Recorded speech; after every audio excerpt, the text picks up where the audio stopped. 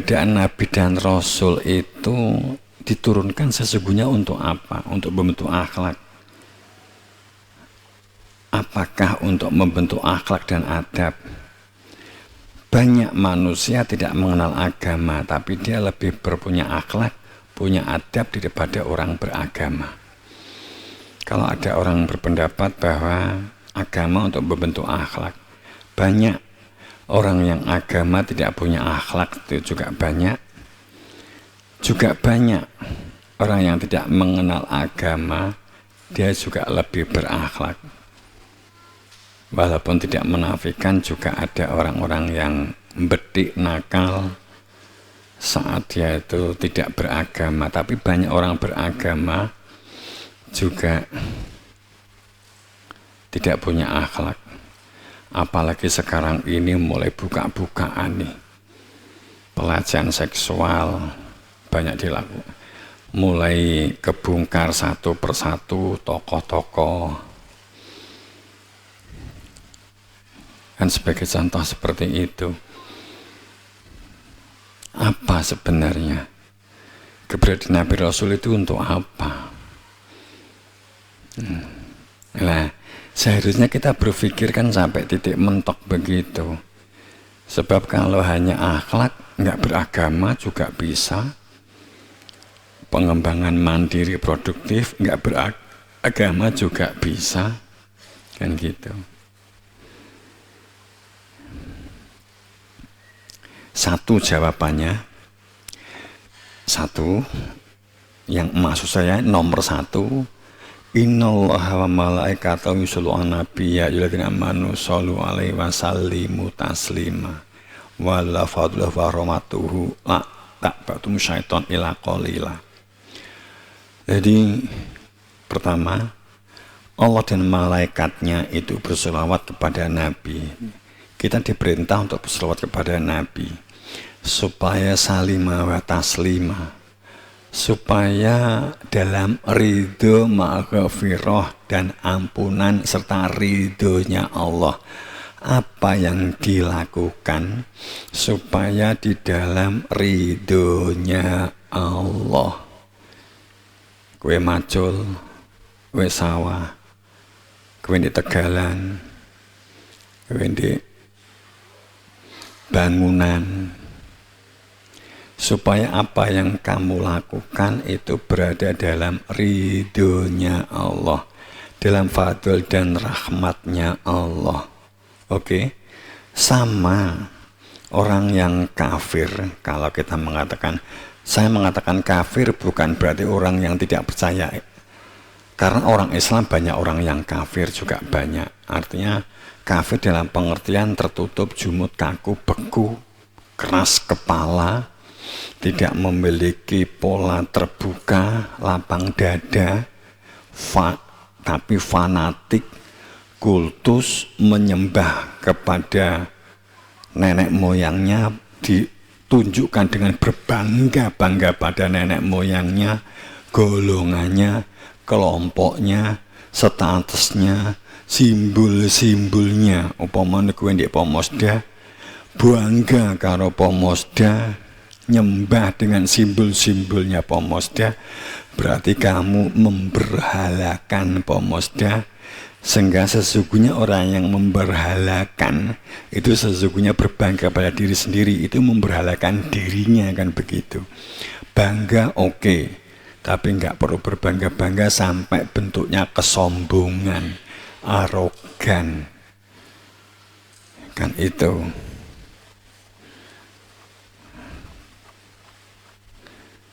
Bangga kena, seneng kena, tapi tidak sampai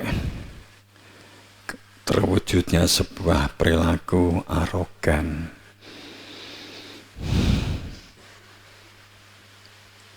Jadi kembali,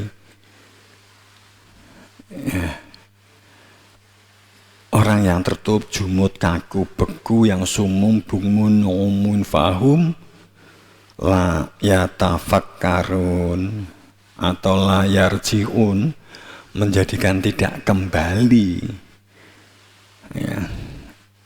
Jadi ayatnya mengatakan bahwa orang yang kufur itu tidak kembali kepada Tuhan, tidak menyatu dengan Tuhan, hatinya liar, mengakibatkan pikirannya juga liar, tindakannya juga liar.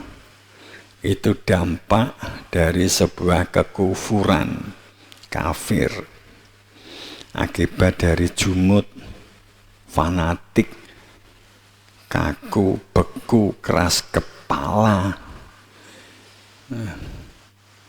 berbangga-bangga ada kelompoknya, golongannya, negak golongannya enggak, kalau pendapatnya bukan dari kelompoknya pasti salah. Ya, makanya fanatik, kultus, dan keras kepala itu benar-benar menjadi manusia terbuang,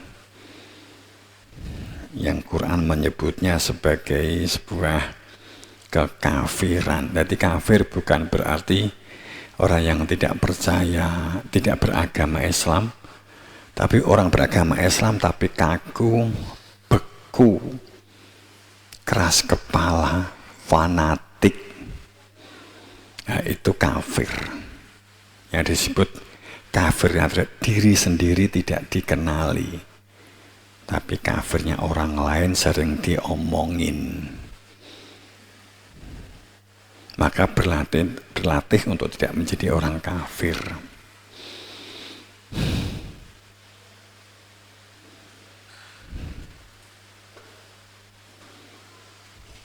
Jadi pertama, Allah dan malaikatnya bersolawat, menunggal, menyatu dengan utusannya. Maka, hei orang-orang beriman, sebutannya kan, ya ayyuhalladzina amanu, hei orang-orang yang beriman, menyatu dan menunggalah kamu dengan nabiku, maka kamu akan menyatu denganku, kan gitu gampangannya kan begitu. Maka kamu akan menjadi wasallimu taslima, dalam ridhonya, dalam fadl rahmatnya, dalam ampunannya. Lati untuk ini perilakunya sama, podo-podo di sawai, orang sing kafir yang di sawah, wong iman yang di sawah. Orang kafir nyambut gawe golek duit, kowe juga sekolah untuk membuka kemungkinan supaya juga dapat mencari mandiri dan produktif sama. Kan gitu. Tapi orientasinya kan berbeda. Jadi pertama itu untuk fadl dan rahmat, untuk manunggal. Ini kan dipijakkan karena sadar kita pasti meninggal dunia. Umur di dunia itu sak umure awake, jasate awake diwi-diwi pasti meninggal dunia. Dan jika meninggal itu abadi abadan. Jika tidak kembali abadi abadan, kembali juga abadi abadan. Ya. Kedua, supaya menjadi orang yang beriman, supaya menjadi orang yang di dalam fakta beriman.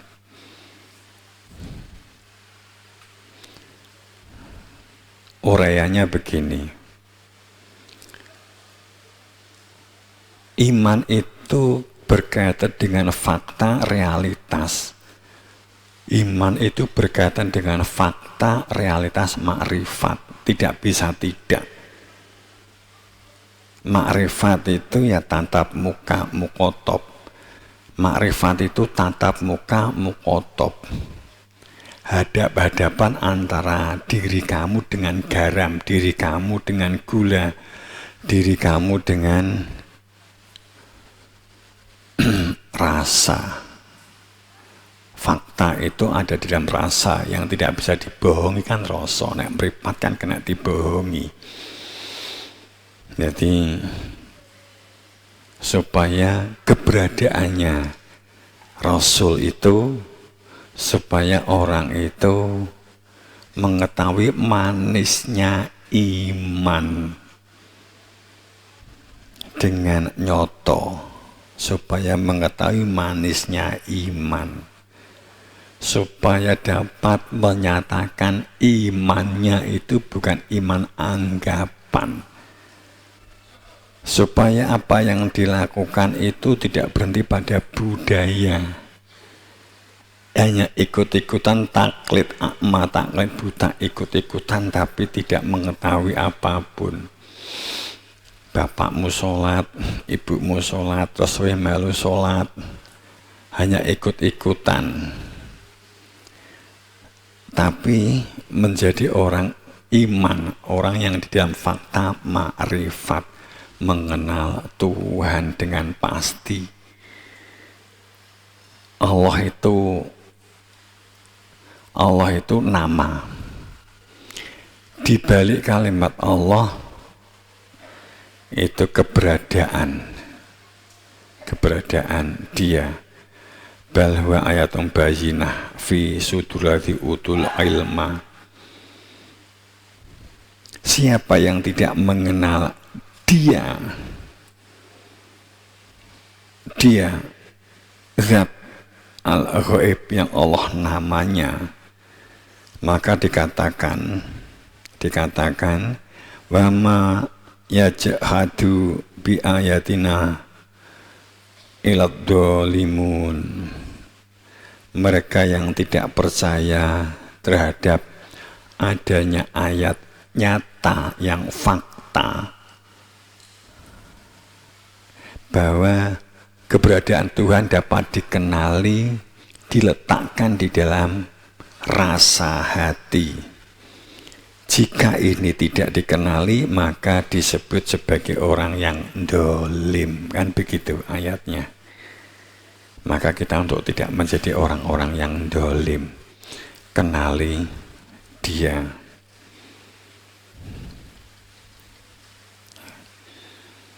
Qul huwa lil ladzina amanu huda wa syifa. Ini kan nas dan fakta sudah di hadapan kita. Dampak karena tidak mengenal Tuhan, kecuali hanya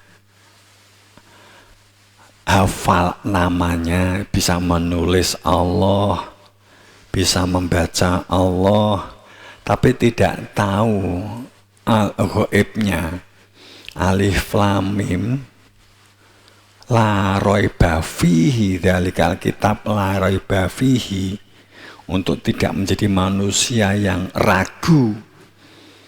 Alif lam mim itulah Alkitab, intinya Alkitab, keberadaan Tuhan, keberadaan Nur Muhammad atau keberadaan Rasul, kemudian hidup dilakukan, berada di dalam hakikat. Itulah orang yang berada di dalam Alkitab, menjadi Alkitab yang menjadikan la raiba fihi, tidak ada keraguan.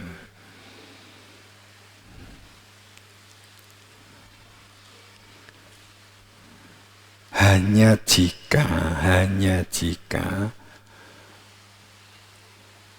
la raiba fihi hudal muttaqin alladzina yu'minuna bil ghaib, hanya jika memakrifati dengan pasti keberadaan al-ghaibnya diri Tuhan yang punya nama Allah, jika dituliskan begitu. Tapi di balik nama Allah alif lam lam ha itu ada zat yang harus dikenali, ditanamkan di dalam hati. Allah pasti mengadakan adanya orang, Itu ngendikane Gusti Allah piyambak. Wa tabi sabila man anaba, pasti aku adakan seseorang yang tahu persis tentang Tuhannya, dapat menunjukkan keberadaan Tuhannya, dan dapat menunjukkan laku cara kembali kepada Tuhannya, sehingga seseorang itu berada dalam kepastian menuju kepada Tuhan, Tuhan yang dikenali. Itu kan sangat jelas. Jika tidak, dolim. Yu'minuna bil ghaib. Beberapa kali saya sampaikan ghaib itu mufrad atau tunggal. Alnya isim ma'rifat ta'rif. Artinya berarti Tuhan itu gaib, tapi hanya satu dan dapat dikenali jika ditanyakan kepada ahlinya. Pasti ada, dan orang pasti ada. Allah menjadikan adanya seseorang, pasti. Entah orang itu di mana, pasti ada.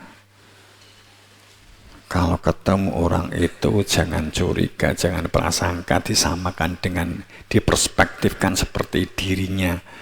Butuh kekuasaan, butuh validasi, butuh pengakuan. Enggak. Karena terikat janji. Jika yang melatar belakang karena validasi, pengakuan, karena masa dihancurkan sama Tuhan. Dan ini sudah saatnya yang palsu-palsu akan dihancurkan. Ini mulai proses dan akan terus membesar. Ini sudah ketetapan.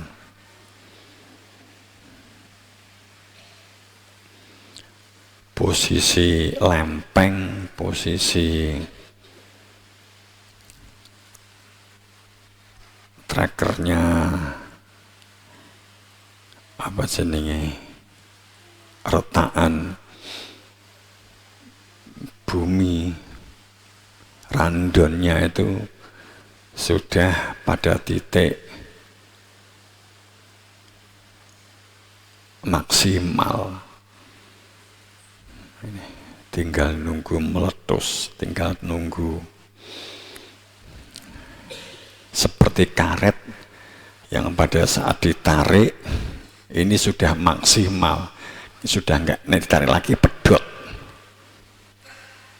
Jadi tinggal lepas, dar gitu, tinggal lepas saja, tinggal pelepasan. Ini sudah saatnya. Innahu laqa rasul karim, sungguh bahwa dia, zat al-ghaib itu adalah ucapan mulia para rasul yang menjadikan hati nurani itu berfungsi, yang menjadikan seseorang itu berada di dalam perilaku mukrim, karim, mulia, itu karena keberadaan dia saat ini diabaikan, maka siap menghadapi bencana.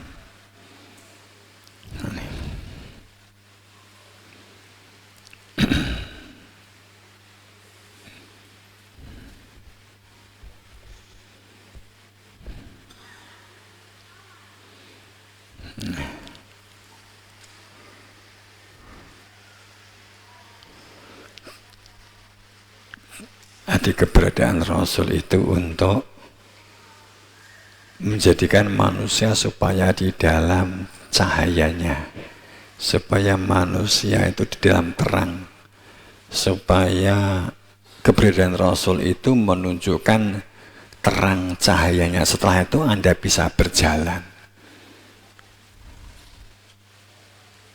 Anda bisa berjalan, mengetahui jalan kembali pulang, dikai lampu, berada di dalam cahayanya.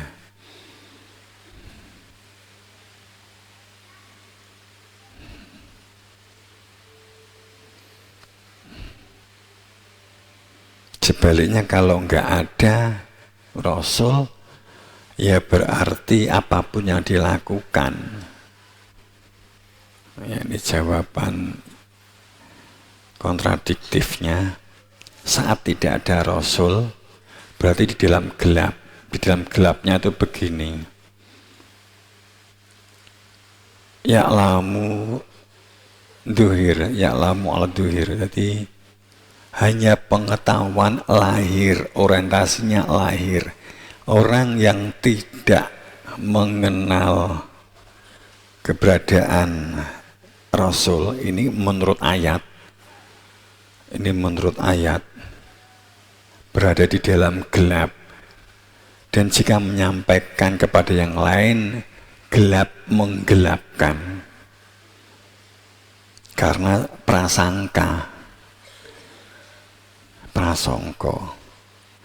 Dikira Nabi Rasul itu membentuk budaya. Enggak. Nabi Rasul itu membentuk nilai supaya manusia itu berada di dalam nilai.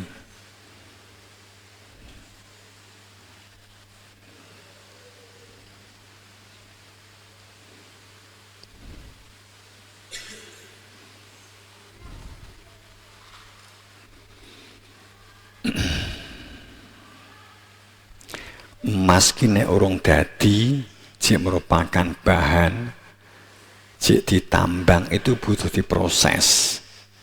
Setelah diproses jadi emas, maka butuh pengesah legalitas, dikai surat.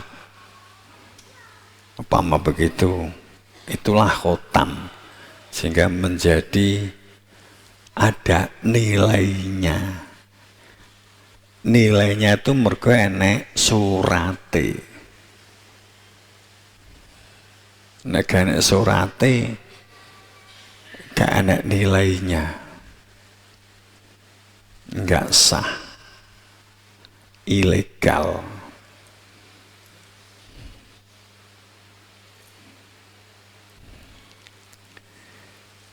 Dampak hanya mengetahui yang lahir, sehingga dalam prasangka, cara berpikirnya, cara bertindaknya, hatinya, semuanya memunjir kepada hal yang lahir. Jika tidak mengenal Rasul, dampaknya pengetahuan hanya pengetahuan yang lahir. Di otak-atik kayak apapun, tetap hanya pengetahuan lahir yang mungkin mampu bercerita, bernarasi tentang hakikat, tentang tauhid, bernarasi, membuat definisi dan deskripsi, bisa jadi dari bacaan-bacaan yang dia baca di buku atau di kitab. Tapi wujud konkretnya hakikat tidak akan pernah kebuka. Saat hanya pengetahuan yang lahir, maka tentang pengetahuan yang sifatnya batin, tentang akhirat, lalai.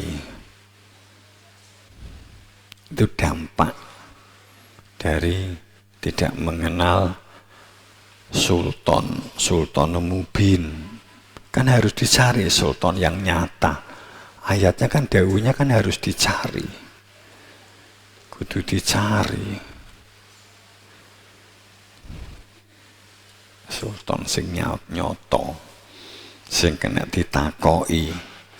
Nek Al-Quran sebagai pedoman gak ada keraguan, kowe iso ngurane Al-Quran sangka tafsir itu dibumboni karo utekmu dhewe kan gitu. Kebenarannya kan sudah dicampur dengan opininya, kecocokan batinnya. Kalau ingin tahu yang murni, ya harus ketemu Nabi Muhammad sendiri. Kalau ingin ketemu Taurat Injil yang asli, ya harus ketemu Nabi Musa sendiri, Nabi Isa sendiri. Langsung bisa bertanya. Kalau nggak ketemu, pasti tercampur oleh narasi opininya sendiri. Pasti.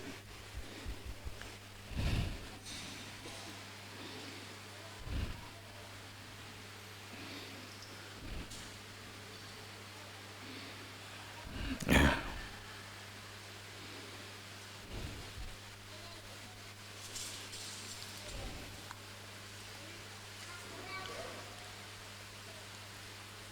Keberadaannya Rasul itu kan selalu diprasangkai, dikira melanggengkan kekuasaan, melanggengkan pengakuan, terus tinggi anak putu. Makanya kan keberadaan Nabi Muhammad itu sebagai Rasul sebenarnya semuanya, ya Nabi Isa, Nabi Musa, Nabi Harun, Nabi Sulaiman, sampai Nabi Adam yang ini nggak pernah terputus antara Nabi Adam sampai Nabi Muhammad, bahkan jauh sebelum Nabi Adam itu nggak pernah terputus semuanya, bahwa mereka itu duwe umat oka positif itu gak nek pengaruh, nggak butuh pengakuan, karena mereka mengalami ujian yang sangat berat untuk menghilangkan egonya. Itu ujiannya kita sebagai normal nggak akan mampu melewati ujian yang ditempuh oleh para utusan itu. Untuk menghilangkan ego, menghilangkan aku.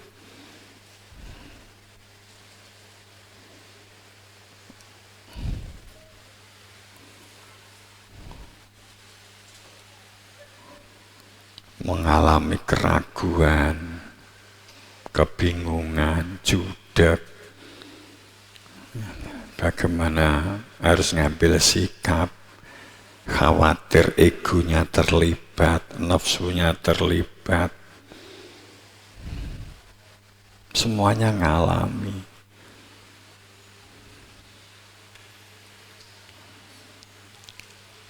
Ujian yang tidak normalnya orang umum yang bukan dikehendaki untuk Nabi Rasul wis bunuh diri.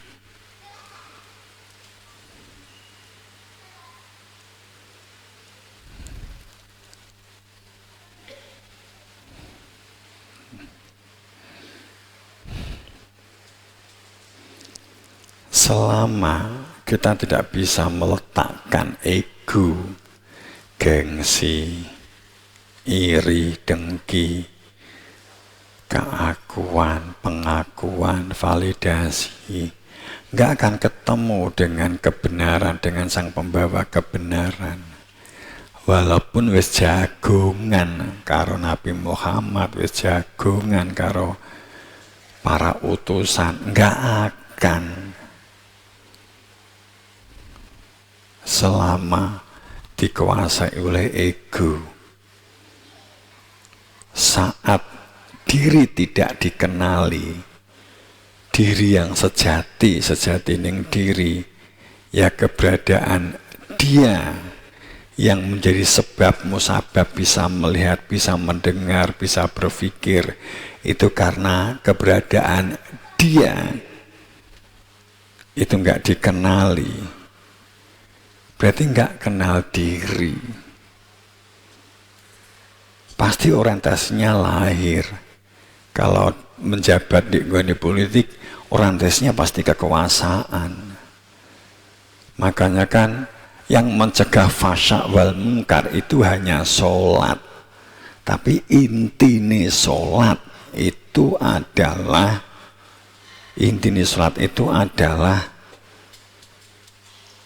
hati, rasa hati yang ada Tuhan, seperti rasa sing di dalamnya ada garam begitu. Maka tahu pasti yang menjadi sebab masakan itu hambar itu karena tidak ada garam. Tahu persis setelah sudah merasakan garam. tahu persis setelah merasakan keberadaan Tuhan. Tapi itu ayatnya mutlak. Harus ketemu sang utusan.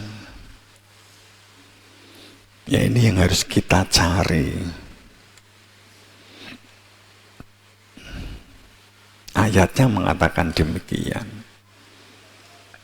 Kalau enggak, pintere pasti menjadi merusak.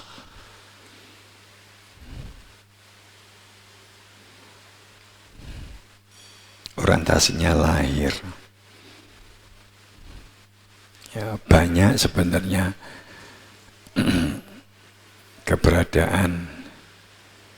Jika nggak ada Rasul, maka orientasi lahir.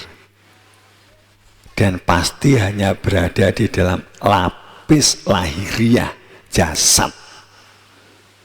Mikirnya ya mung hanya jasad. Mikirnya hanya lahir. Sedang mereka yang memiliki zikir itu ingatan, itu mengenal Tuhan. Ya dzakurnallaha qiyaman wa qu'udan wa 'ala junubihim. Itu menjadi ulul albab, memiliki kesadaran di lapis inti. Ya ini kan proses.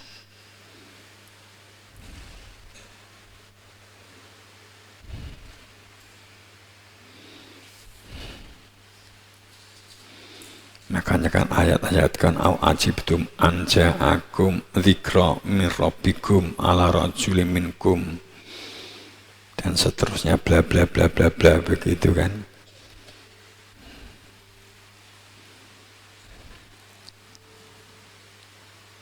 Kamu bingung, judek sehingga tidak percaya, heran. Datang kepada kamu adanya zikir dengan sebuah ilmu yang menjadikan hati nurani berfungsi karena mengenal Tuhan. Itu adalah zikir itu dari Tuhanmu. Tuhan gak menampak, gak ngejawantah membuat khalifah atau wakil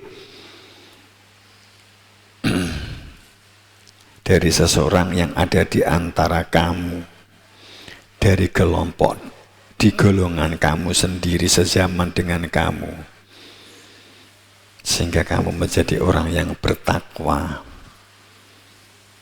Tapi kenapa kamu tidak percaya dan heran adanya sebuah ilmu yang menjadikan hati nurani berfungsi mengenal Tuhan?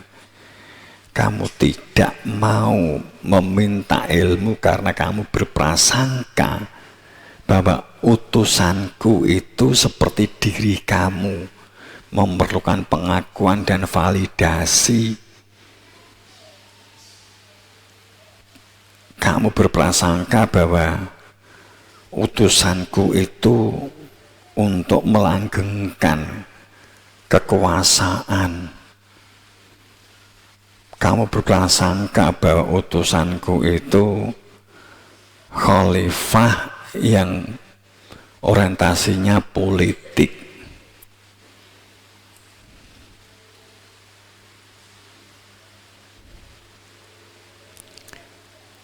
Maka saat kamu meminta untuk didatangkan sang pembawa kebenaran, untuk menunjukkan jalan terang pulang kembali kepada Tuhan, menunjukkan keberadaan Tuhan, kamu tolak, kamu abe, padahal kamu selalu meminta untuk didatangkan kebenaran supaya menjadi orang yang bagian, yang orang yang berada di dalam kebenaran. Sehingga menjadi orang yang dapat petunjuk seperti sahabat di zaman dulu saat mereka menyatu dengan Rasulnya. Padahal utusanku nggak pernah kosong dari dunia ini. Ya inilah ulul albab.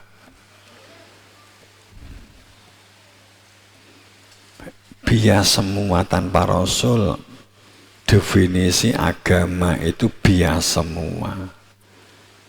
Itu dari bias, surga bias, distorsi ya, menggok. Terjadi anomali namanya.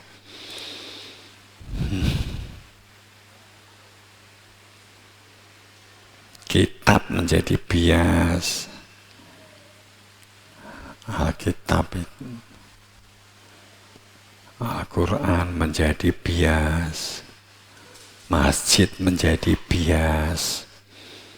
Padahal jika itu diterapkan apa adanya sesuai dengan kehendak Tuhan, ada parameternya dari rusulana tataro yang tidak ada putusnya di dalam kehidupan ini. Kemakmuran, keadilan, kesejahteraan itu akan terwujud.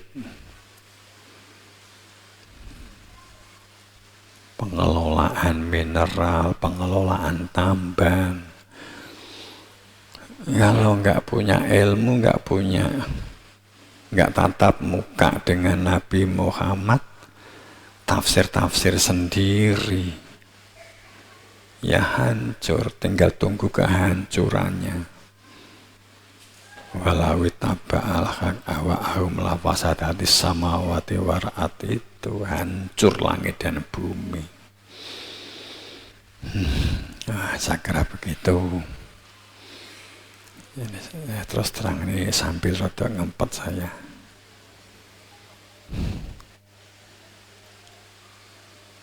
Tadi masih terapi.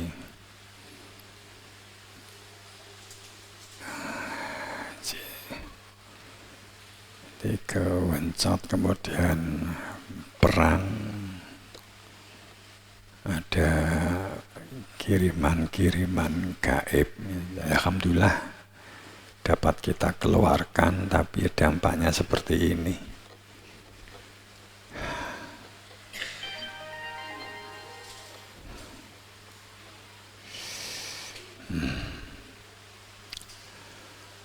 Semoga dalam ridho dan maghfirahnya jamaah rakyat semuanya, santriwan santriwati dan semuanya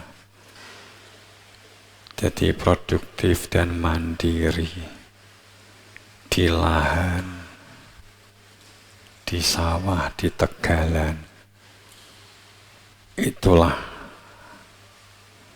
sesungguhnya masjid. Walaupun memakmurkan masjid itu ya dodone diwi-diwi itu dimakmurkan dengan melanggengkan zikir di dalam hati. Ya. Kitab yang dibaca ya itu membaca Alkitab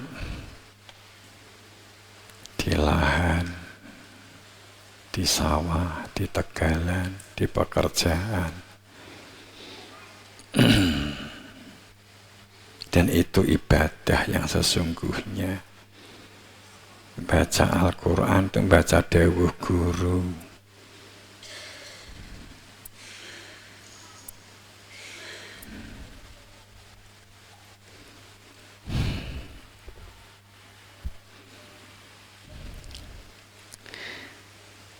Kita bangun bebarengan, kebersamaan, kekeluargaan.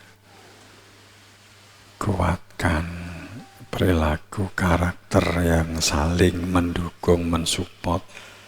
Iliki nilaiannya, bangun kesadarannya.